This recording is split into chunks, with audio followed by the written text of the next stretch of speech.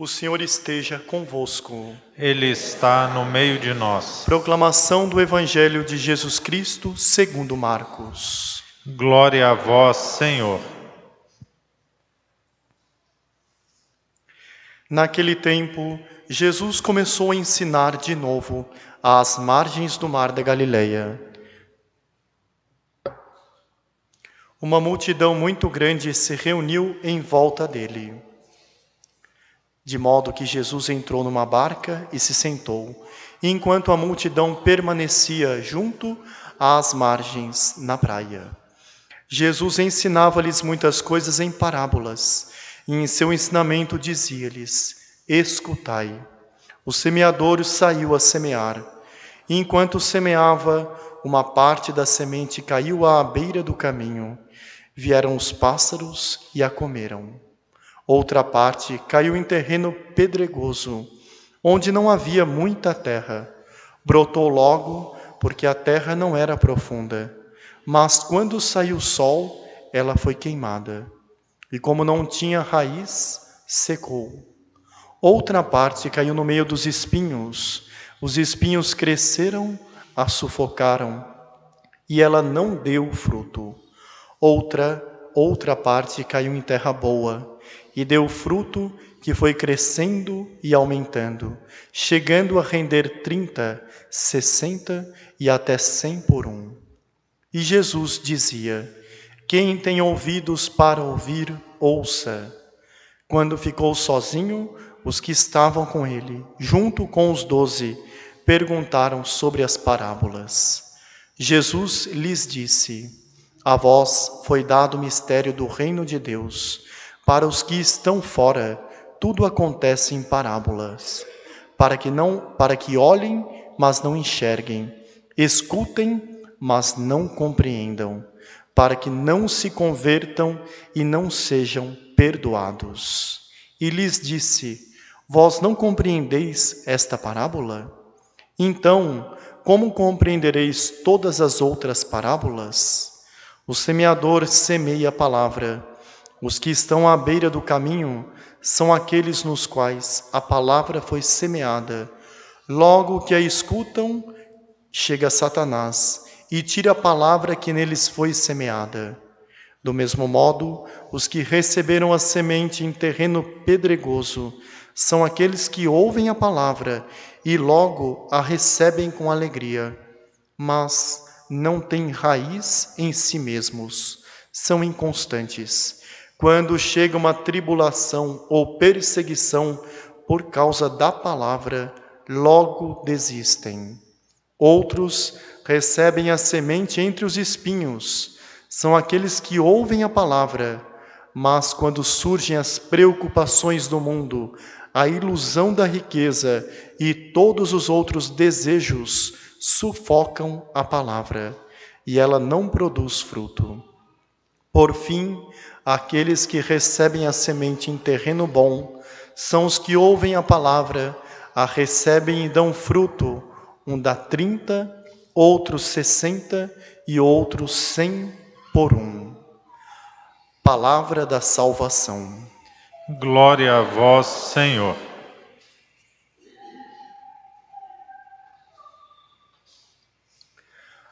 Ave Maria, cheia de graça, o Senhor é convosco.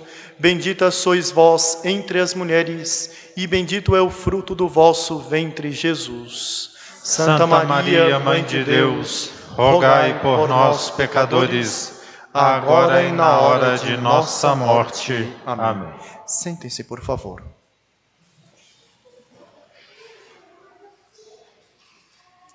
Este evangelho muito conhecido nosso, do capítulo 4 do Evangelho de São Marcos, nos faz meditar a respeito das sementes e nos faz também, nos indaga que tipo de semente sou eu e que propósito eu devo fazer, quais são os meios que eu devo me utilizar para, se eu ainda não sou uma semente boa, me tornar uma semente boa e dar frutos, render aquilo que Deus espera de mim, produzir aquilo que Deus quer e aquilo que Deus anseia que eu produza.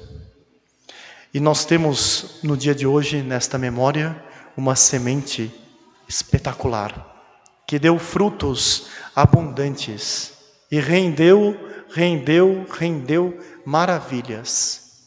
E essa semente é São Francisco de Sales. São Francisco de Sales, que tinha um grande amigo, ele que nasceu na divisa com a França, a Itália e a Suíça. E São Francisco de Sales, ele tinha um amigo francês, que era um santo também, São Vicente de Paulo. E São Vicente de Paulo, quando conversava com ele, raríssimas vezes após a conversa, ele não saía edificado de ter estado com esse amigo tão santo e tão virtuoso, que era São Francisco de Sales. E ele repetia, São Vicente de Paulo, como Deus é bom. Como Deus é bom, dizia São Vicente de Paulo, porque se o bispo de Genebra, que é Francisco de Sales, é tão bom assim, como deve ser Deus. E por isso que ele é conhecido como o santo da doçura. Mas nem sempre foi assim. Deus, ele foi criado com aquele caráter difícil, forte.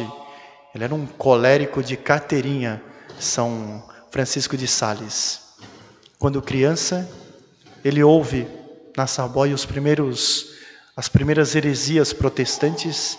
Ele catolicíssimo. Ele se indigna. Ele tinha aprendido dos pais, uma vez que recebeu em casa uns protestantes, que não podia fazer nada. Tinha que ficar quietinho. Não podia tratá-los mal. Então, a indignação dele levou a tal ponto que ele não podia fazer nada com a visita. Então ele saiu e foi no galinheiro, com a espadinha que ele tinha de madeira, e começou a espancar as galinhas, gritando nas galinhas, hereges, hereges, e começou a bater com a espadinha, ele criancinha, nas galinhas, porque ele queria de alguma forma descontar aquilo que ele sentia e via naqueles hereges o erro.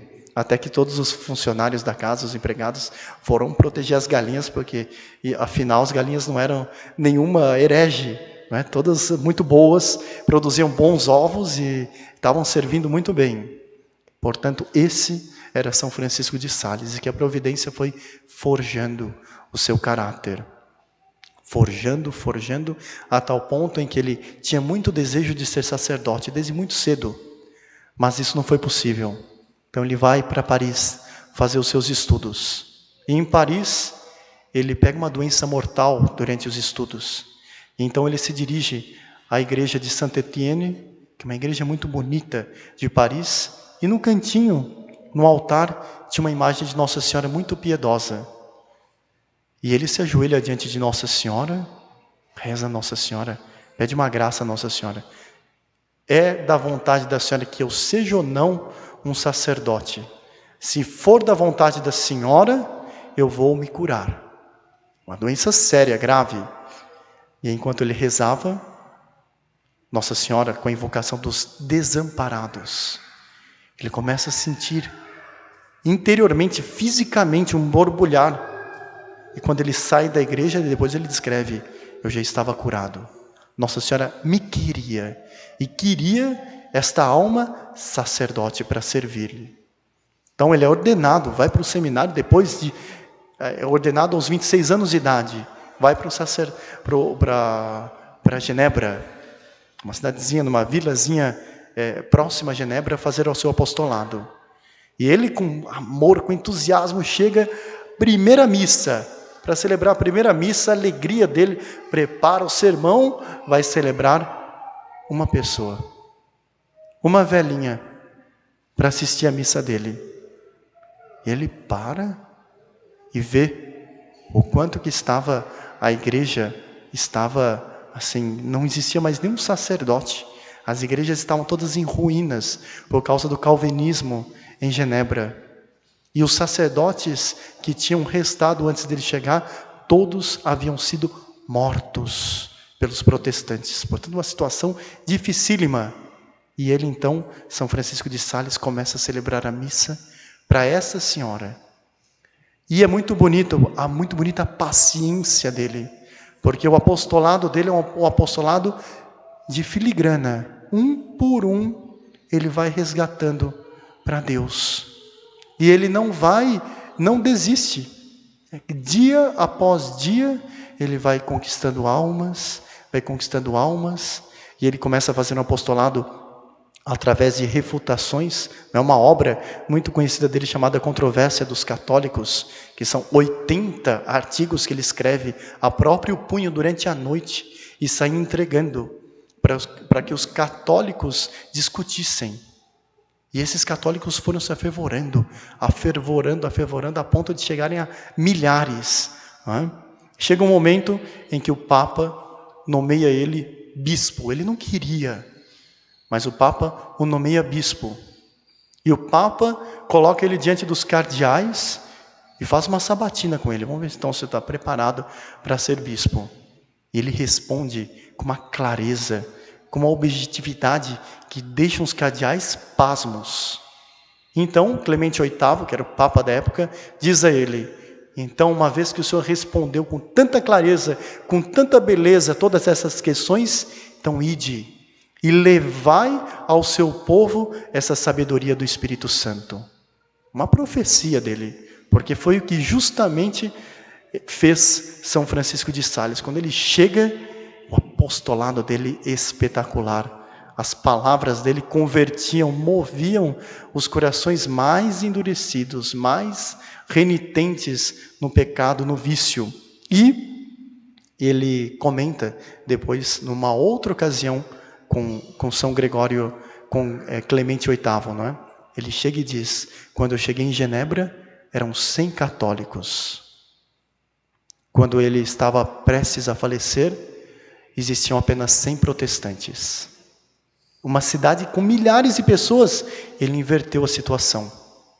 Era tal o amor dele, a pedagogia dele era uma pedagogia tão espetacular que ele conseguiu reverter em pouquíssimos anos a situação. Ele foi ordenado bispo aos 35 anos e foi bispo durante 20 anos, porque ele faleceu com 55 anos de idade.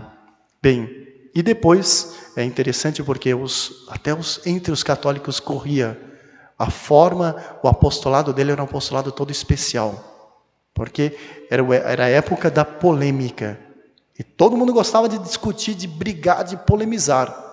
Então alguns amigos dele, bispos, diziam: se vocês quiserem trazer aqui alguém para polemizar, tragam a nós, mas se quiserem trazer alguém para converter, levem a Francisco. Porque ele convertia mesmo, ele tinha esse zelo de converter as almas, não é? E nesse zelo de converter as almas, nós vemos que ele começa a se preocupar com as almas. E essa conversão que São Francisco de Sales convertia, mas queria levá-los à santidade. E por isso que ele escreve Filoteia. Filoteia, filia é o amor de amizade. Teia a Deus, Theos, Deus. Então a amizade para com Deus, a forma de nos tornarmos amigos de Deus, a iniciação, não é? Dos exercícios de piedade cristã, as coisas básicas que ele ensinava e dizia às pessoas: a santidade é para os professores, é para os advogados, é para os engenheiros, é para todos os trabalhadores, para as donas de casa, para homens e mulheres indistintamente. A santidade não é apenas para os religiosos, religiosas, padres, bispos. A santidade é para todos. Portanto, aí com esse desejo de expandir a santidade, de fazer com que todos fossem movidos a esse desejo de santidade, ele escreve a Filoteia. Mas não bastava apenas a conversão. A pessoa precisava ser santa. E, portanto, ele escreve uma continuação da Filoteia, o Tratado do Amor a Deus. E nesse apostolado ele se encontra com uma viúva.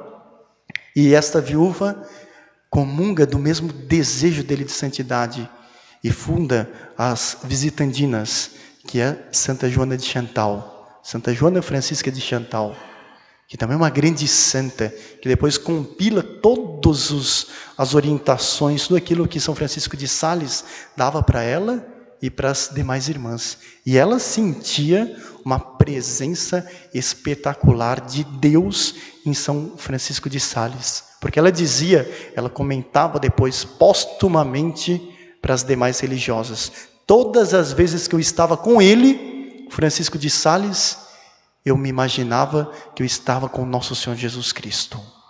Que coisa espetacular. E nós chegamos, conta um último fato da vida dele, porque a vida dele é riquíssima, lindíssima e longuíssima também. Viveu pouco, mas fez muito para o reino de Deus. E ele, uma vez, estando com um herege, não é? Aí nós vemos que o calvinismo, a forma dos protestantes irem atrás dos católicos, de casa em casa e tudo mais, nasceu com o calvinismo. E João Calvino tinha um sistema de fazer o seu proselitismo, que era o seguinte: perguntava uma coisa para o católico mal respondia, já jogava outra coisa por cima. Aí ele estava respondendo a segunda pergunta, jogava a terceira. Estava querendo responder a terceira, e aí não respondia nada. O católico não conseguia responder, porque era pergunta atrás de pergunta. Era o sistema deles, não é? De deixar os católicos inseguros. Mas um dia, um protestante que se achava o espertalhão, calvinista, foi estar com São Francisco de Sales. Estar com um santo. E começou o sistema dele. Fez a primeira pergunta. São Francisco, com toda a calma, começou a responder a primeira pergunta. Fez a segunda, São Francisco respondeu, concluiu a primeira pergunta. Passa para a segunda e responde até o fim. Terceira pergunta, quarta pergunta, quinta pergunta. E São Francisco, sem se deixar abalar, a insegurança não existia em São Francisco de Sales. Foi respondendo, com amabilidade, com bondade, todas as perguntas. Até que no fim, o herege calvinista se volta para ele e diz: escuta, até quando que o senhor vai ficar olhando para mim com esse olhar de bondade? Aí São Francisco de Sales olha para ele e diz: se você se aproximasse de mim e me arrancasse o olho esquerdo, com o olho direito, ainda eu continuaria lhe olhando com bondade. Esse era São Francisco de Sales. E aí nós compreendemos a didática de São Francisco de Sales. Porque ele estava circundado de pessoas, às vezes péssimas, de traidores. E os demais chegavam e diziam para ele: por que o senhor tolera tal pessoa? Por que o senhor tolera tal outra pessoa? Não está vendo que são pessoas ruins, que são uns monstros? Dá um chute logo neles. São Francisco de Sales dizia, era a didática dele, a didática da bondade. Porque ele tinha sede de almas. E ele, assim como os hereges, assim como todos, ele queria conquistar todos para nosso Senhor Jesus Cristo. E por isso que atraiu tanto a São João Bosco. E São João Bosco foi encantado, porque São Francisco de Sales era o padroeiro dos sacerdotes na diocese de Turim, pela proximidade da região. São Francisco foi encantado e disse: por isso que eu vou colocar o nome na minha ordem de salesianos, porque assim, essa é a didática para tratar com as almas. A didática não é da butinada, a didática é da bondade. Porque se eles quiserem rejeitar as graças que Deus lhes dá, eles rejeitarão. Mas eles não poderão dizer que Deus faltou em algum momento com a sua bondade para com eles. E assim acontece. Assim nós vemos que São Francisco de Sales fez uma escola, uma pedagogia, a pedagogia da bondade, a pedagogia do amor. É ele quem vai dizer: a medida de amar a Deus consiste em amá-lo sem medidas. Que exemplo espetacular para nós então. Então vamos aproveitar esta liturgia e vamos pedir a ele também todo este amor, toda essa bondade, essa frieza, essa crueldade, essa cibilidade que nós vemos no mundo de hoje. As pessoas são maldosas, são traiçoeiras, são mentirosas. E por mais que enganem os homens, não enganam a Deus. Mas que nós sigamos o exemplo dos santos, que sejamos bondosos. E que inclusive, se em algum momento recebamos algum mal, que nós imitemos a São Francisco de Sales, ou imitemos aquele que era o exemplo e o motivo da santidade de São Francisco de Sales, a sua inspiração, nosso Senhor Jesus Cristo. Pagar o mal com o bem, com a bondade, amar a Deus sem medidas. E concluía Dr. Plínio dizendo: lutar a Deus também, amá-lo sem medidas e lutar por Ele também sem medidas. Louvado seja nosso Senhor Jesus Cristo. Para sempre seja louvado.